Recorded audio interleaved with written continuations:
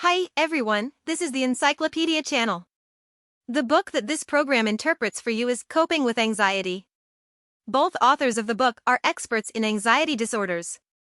The lead author, Dr. Edmund Byrne, is a former director of the Anxiety Center in California, specializing in the treatment of anxiety disorders, phobias, and some stress disorders. Work.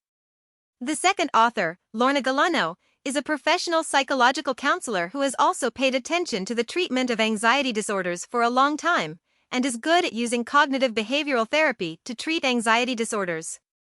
The two authors have condensed more than 20 years of experience in this book, and many people have used the methods in the book to relieve anxiety and overcome anxiety disorders. Anxiety is one of the most talked about social psychological phenomena at present. So, how does anxiety arise? What types? How to treat and overcome anxiety. After listening to this episode, I hope it will be helpful to everyone. There are various sources of anxiety. Some people are anxious about work and making money, some are anxious about age and appearance, some are anxious about educating children, and some are anxious about interpersonal relationships. These anxieties are common, but some of them are more personal or hidden. For example, some people are afraid of taking the elevator, and they feel anxious when they take the elevator, for fear that the elevator will fall or get stuck in mid-air. Some people are afraid of speaking in public. Fear and worry both trigger feelings of anxiety. Many studies have shown that the proportion of modern people suffering from anxiety disorders is becoming higher and higher. The outbreak of the new crown epidemic has also greatly increased the prevalence of anxiety disorders. According to an estimate in an article in the authoritative medical journal The Lancet, in 2020, the number of people suffering from severe anxiety disorders worldwide will reach 374 million, an increase of 26% over the previous year. You may not be an anxiety sufferer, but you must have been anxious about some people and things, because fundamentally, anxiety stems from a self-preservation instinct of people, which is sometimes a driving force. Anxiety is not something that people today have.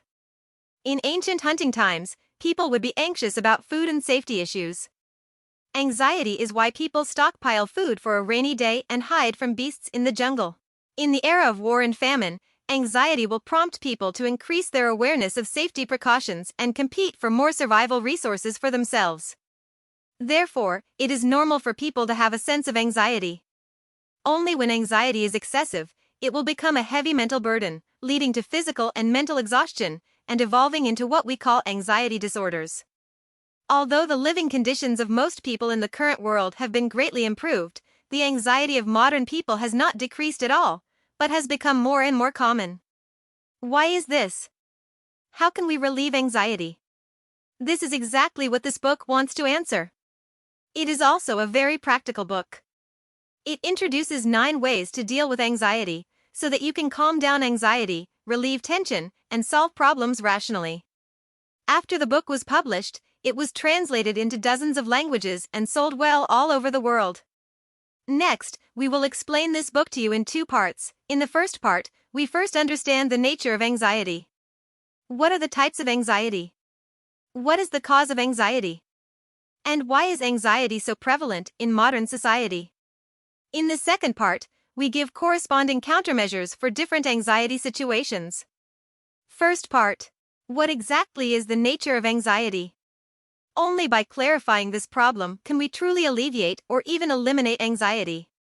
The author said, anxiety is not caused by specific things or situations in the outside world, but from an imagined danger that is not in sight, and the possibility of it happening is extremely small. In fact, many people can't tell their own why the anxiety, but the anxiety is real. Usually, the degree of anxiety shown by patients with anxiety disorders will be more intense and last longer. Even if the cause of anxiety disappears, their anxiety will often continue for a period of time. So, what types of anxiety disorders are there? According to the book, there are at least 7 types of anxiety disorders recognized by mental health experts. We might as well compare them to see if we have any. The first is called panic disorder. It is characterized by sudden onset of panic and extreme anxiety. Panic attacks are manifested by palpitations, sweating, dizziness, shaking hands, and disorientation. This kind of panic is groundless, For example, they will be inexplicably afraid of sudden death, fear of some strange disease, fear of going crazy. The feeling of panic can torture people very uncomfortable. The second is called agoraphobia. This is a general term. The patient will feel fear not only in the square, but also in places where he feels unsafe, such as crowded places, places far away from home, or situations that are difficult to escape, such as on the highway. He may feel anxious, so he will deliberately avoid these situations. The third is called social phobia. Many people now say that they have social phobia, which is characterized by excessive fear of embarrassment or embarrassment when they have to accept the scrutiny of others or express themselves. They are afraid of attending unit meetings, participating in group activities, speaking in class, meeting strangers, and even going to public toilets. They avoid social situations as much as possible. This is also classified as a type of anxiety disorder in psychology. The fourth is called specific phobia, that is, fear of specific things or situations. For example, the fear of taking the elevator we mentioned earlier. I have a friend who is always ready every time he takes the elevator. If the elevator breaks down suddenly, he will immediately call the emergency number in the elevator and make a half-squatting posture to protect himself. Although he has never been involved in an elevator accident, others are so terrified of spiders that they don't even need to see them, but just hear the word spider and feel terrified. The fifth is called generalized anxiety disorder. This is a chronic anxiety disorder. It has no obvious symptoms of panic attacks, but it will worry about something for a long time, such as work or health. This worry lasts for at least half a year. The sixth is obsessive-compulsive disorder. This kind of situation is also relatively common. For example, some people have a cleanliness habit. They will wash their hands, wipe the table, and mop the floor constantly, and cannot tolerate any dust. Another example is the habit of checking repeatedly. Double-check whether things are brought together and whether things are left behind. When counting, they will double-check too cautiously. For another example, the items must be placed in the prescribed place, and if they are not placed there, I will feel very uncomfortable. These are all manifestations of obsessive-compulsive disorder. The seventh is post-traumatic stress disorder.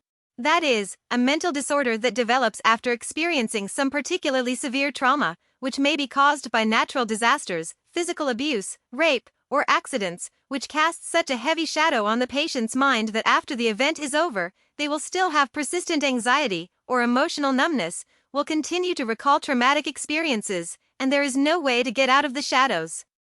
These 7 conditions all fall under the umbrella of anxiety disorders. So what are the consequences of anxiety? The author pointed out that anxiety can affect people's physiology, psychology, and behavior.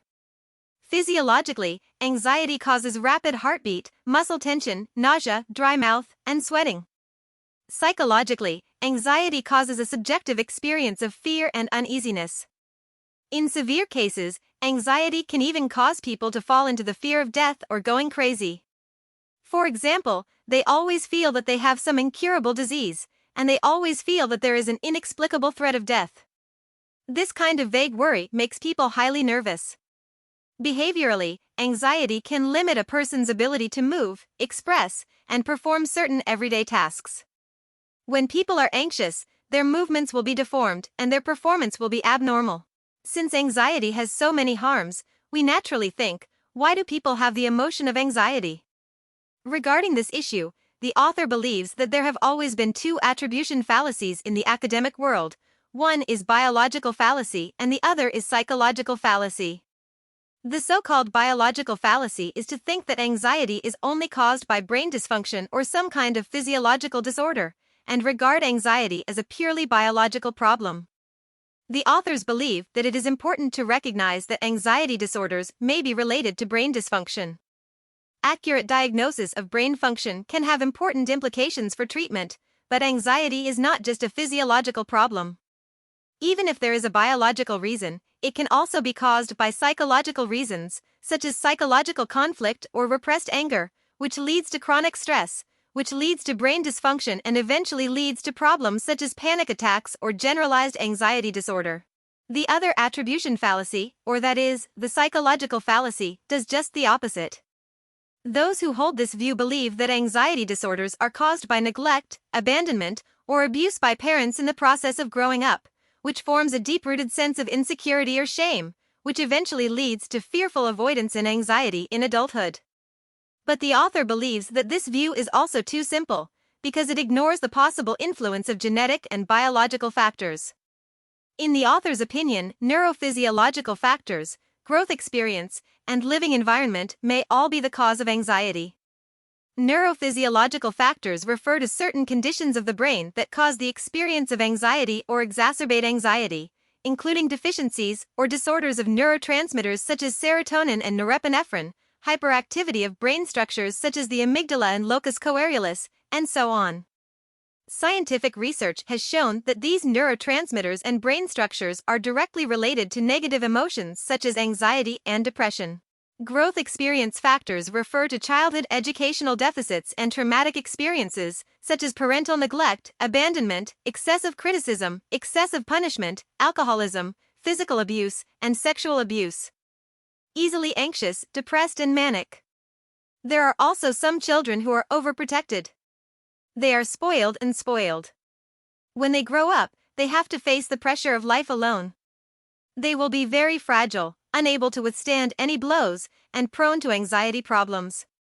Life environment factors are easy to understand, such as too much pressure from work and study, major life changes, such as moving, changing jobs, getting married, or suffering major losses, suffering from major diseases, or taking drugs, etc. These recent changes in environmental factors may cause mental stress and anxiety. Speaking of which, let's take a look at the question raised at the beginning: why is anxiety becoming more and more common in modern people? The author believes that this is not an accidental phenomenon, and there are at least 3 reasons. 1 is the fast pace of modern life. The world has entered a stage of great acceleration, and technological development and living environment are changing at an unprecedented speed. People need to run non-stop in order to keep up with the changing times. Most people are busy doing various things, have no time to rest, and have no time to calm down. This is contrary to the natural rhythm of life of the human body. The second reason is the pluralism of the norms of modern life. Regardless of the East or the West, in traditional societies, everyone has a relatively consistent set of values and codes of conduct, and the society's judgment system for people is relatively certain. Therefore, people's lifestyles and life goals are relatively consistent, life is predictable, and people are more likely to have a sense of stability. But in modern society, values are becoming more and more diverse, and it can be said that they are becoming more and more torn apart. We have a sense of uncertainty about how to live. There are too many things we want to pursue, but time and energy are limited. So many goals with different directions cannot be achieved at the same time. This sense of uncertainty and pursuit leads to emptiness, hesitation, and anxiety in people's hearts. The third reason is the alienation between people in post-industrial society. Everyone pays too much attention to themselves, lives more and more atomized, and loses connection with others, society, nature, and beliefs. When a person feels unconnected or disconnected from the outside world, they are more likely to see certain events as potential threats to their safety, health, and happiness, the authors say. In this situation, the person becomes more and more anxious. The second part. After analyzing the types and causes of anxiety, let's take a look at the second part below to see what effective ways to deal with anxiety. As mentioned earlier, anxiety can have an impact on 3 aspects: physiology, psychology, and behavior. Then, we need to start from these 3 aspects to deal with anxiety. In the book, the author proposes 9 ways to eliminate anxiety. Limited by time, let's talk about 4 of them. The first way is to relax the body. When people are anxious, the body will have some obvious stress reactions, such as shortness of breath, muscle tension, shortness of breath, palpitations, and so on. These symptoms are not completely uncontrollable. The author said that we might as well regard it as a purely physical disease, and then let these symptoms disappear by relaxing the body. So how do you relax your body? The book introduces many methods, such as progressive muscle relaxation, passive muscle relaxation, non-contraction muscle relaxation, cue-controlled relaxation, abdominal breathing, yoga, and so on. Here we focus on progressive muscle relaxation, which can effectively relieve symptoms such as tension headaches, back pain, jaw muscle tension around the eyes, and muscle spasms. The specific method is to continuously contract and relax 16 groups of muscle groups. Under the premise of not straining the muscles, try to tighten each muscle group as much as possible, hold for 10 seconds, and then relax immediately. The order of relaxation can be from the forehead to the eye area, and then all the way down to the toes. As you relax, notice the difference between tense and relaxed muscle groups. Relaxing the body can achieve a good effect of relieving anxiety. The second method is to relax the mind. When people are anxious, various disturbing imaginations will appear in the brain. The author believes that imagination is a source of anxiety, but in turn, we can also relax our minds through imagination. There are two main ways, one is guided insight, the other is meditation. Both vipassana and meditation are the pursuit of mindfulness, to calm oneself. Meditation has become more popular in recent years, and there are a lot of information on the internet, so I won't go into details here, but focus on the guided vipassana. The so-called guided meditation is a method of deliberately using mental imagery to change the way of behavior, perception, and physiological state. You can consciously generate images as a means of preventing anxiety. When practicing guided vipassana, you need to find a comfortable posture, without any restraints on your body, with your head supported, and make sure that the environment is quiet and free from distractions. Then, while listening to the pre-recorded guided insight, close your eyes and imagine that you are in a calming situation, such as walking by the sea, in a beautiful garden, or on a comfortable road. Forest path. This guided meditation recording can be read by yourself or by someone else. Let's do a demonstration here and read a short passage of words in the book that guides vipassana. If it is convenient for you now, you can lie down or sit in a comfortable position, then close your eyes, and follow my rhythm to imagine. This phrase is to make you imagine the beach. Are you ready? Let's start. You are walking on a long wooden boardwalk, and at the end of the boardwalk is a beautiful and wide beach. There is almost no one on the boardwalk, and it stretches as far as the eye can see. The sand on the beach is so fine and soft that it looks almost it's white. You walk barefoot on the beach and feel the sand between your toes. It's a wonderful feeling to walk on a beautiful beach. The sound of the waves crashing on the sand makes you feel calm, as if you can forget the thoughts in your head. Everything. You watch the tide ebb and flow, the tide slowly come in, wave upon wave, and then slowly recede. The sea is a beautiful blue and it is relaxing to look at that blue. You look out on the sea in the distance, the line of sight touches the farthest sea level, and it feels like the sea level is slightly curved downward along the curvature of the Earth's surface. You see a very comfortable beach chair in front of you. You slowly walk towards the beach chair. Go to the chair, sit down and lean back comfortably.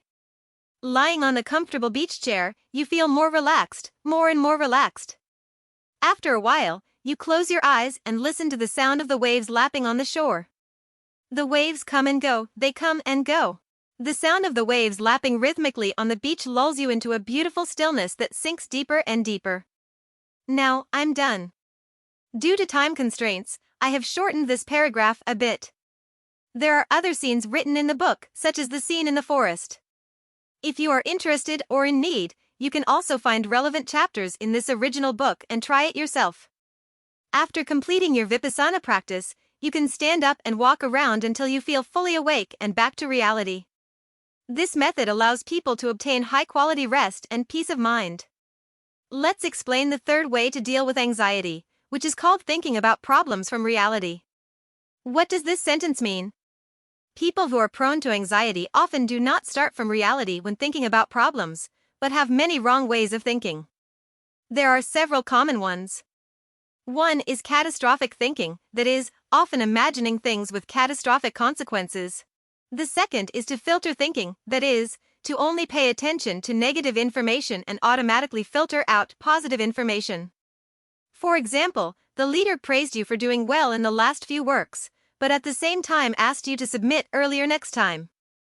If you are a filter type of thinking, you may be very anxious, you will automatically filter out the praise from the leader. Just remember that the boss thinks you are procrastinating, so you are nervous. The third is polarized thinking, seeing things as either black or white, good or bad. If not perfect, then useless. The fourth is overgeneralization. For example, if you passed out on a train once, you think that you will get motion sickness as long as you take the train, so you never dare to take the train again. One characteristic of this kind of person is that they are used to using words like always and forever, and their thinking is solidified. The fifth is to read other people's minds, like to guess what others think of themselves, and these views are usually negative. For example, he must be very dissatisfied with me, he must think I am ugly, he must have something against me. This kind of unreasonable speculation made me very anxious. The sixth is the should statement.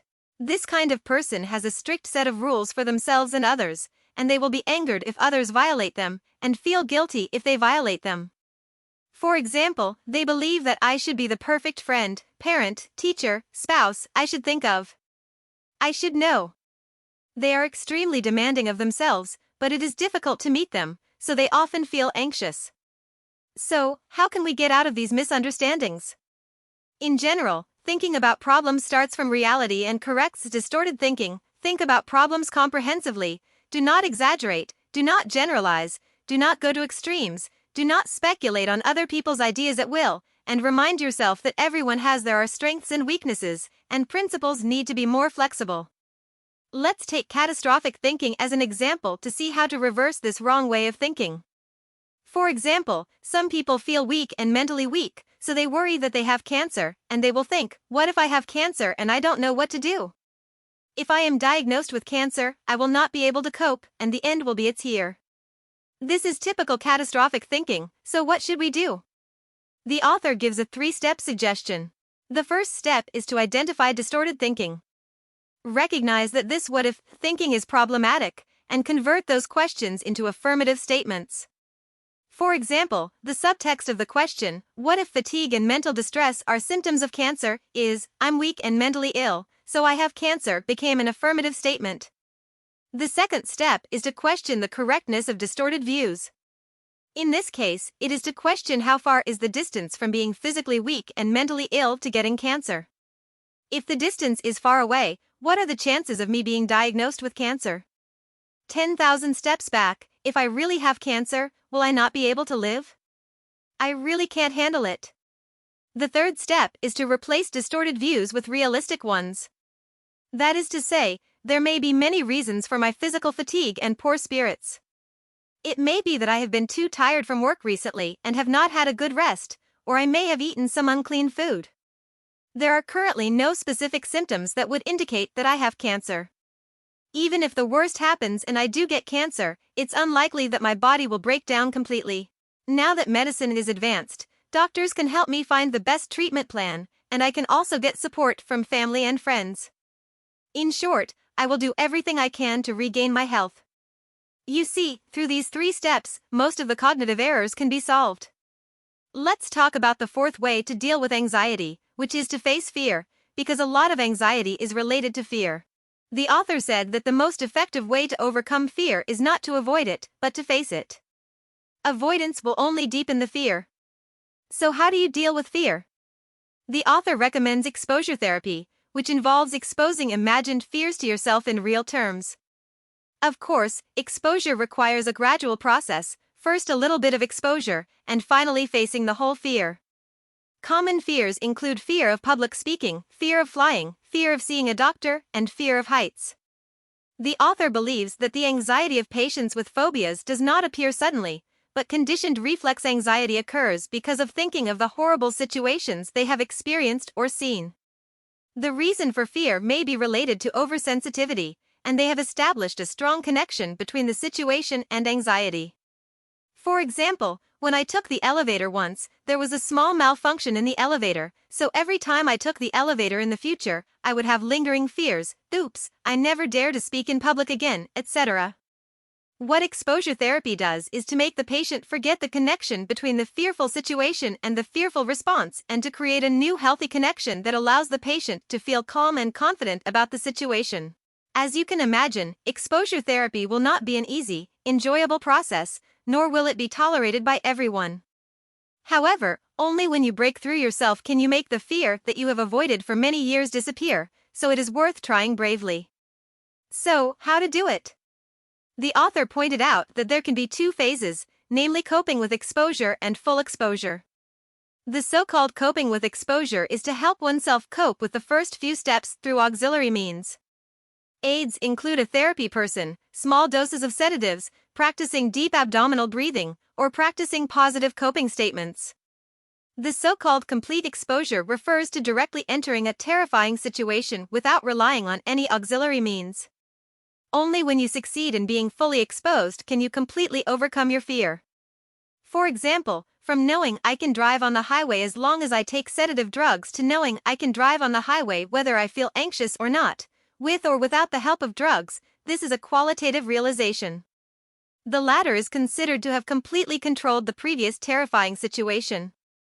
Let's use the example of overcoming the fear of flying to talk about how to use exposure therapy to overcome fear and anxiety. In the stage of dealing with exposure, you can take several steps. For example, drive close to the airport with a company of friends, stay in the airport parking lot for a few minutes, enter the airport terminal and walk around for a few minutes, a plane trip of no more than half an hour. When flying for the first time, if you feel a lot of fear and anxiety, you can use belly breathing, coping statements, or a small dose of sedative to cope. The flight time can be gradually extended in the future. And at the stage of full exposure, you no longer need friends to be present, and you can go to the plane alone. You can also start with short-distance flights and insist on not relying on auxiliary means such as drugs. After the short-distance trip is successful, you can arrange a long-distance flight, and also restrain yourself from using auxiliary means. In this way, you completely overcome your fear of flying. It is important to maintain the right frame of mind when using exposure therapy. First, you have to accept the physical tension caused by anxiety without denying or avoiding it. Second, you have to live in the moment and don't get stuck in extreme negative thinking. Third, you have to believe that no anxiety will last forever, all anxiety it will all pass, and there is no fear that cannot be overcome through repeated exposure. For example, fear of speaking in public or taking elevators can be overcome through exposure therapy. Anxiety and fear can certainly be overcome if you are willing to persevere and practice over and over again. As the author said, the reason why people are anxious is that when they face something they don't fully understand, they presuppose terrible results, and once they fully understand or are familiar with this matter, it will no longer cause fear. Now, let's review the highlights. We talked about the types of anxiety and the causes of anxiety, and also focused on 4 ways to deal with anxiety, namely, relaxing the body, relaxing the mind, thinking about problems from reality, and facing fear squarely. In addition, this book also talks about 5 other methods, which are regular exercise, self-care, simplifying life, stopping worrying, and immediate response. Due to time constraints, this program cannot be launched one by one. Interested friends can go to the original book to check. It can be said that these methods are very practical. For example, when it comes to caring for yourself and simplifying your life, this is something that many people want to do but cannot, but this book gives many specific methods. You can use these methods to pay more attention to your real inner needs, instead of being coerced by the social environment and the eyes of others, so as to have a more peaceful state of mind, which is very important for alleviating anxiety.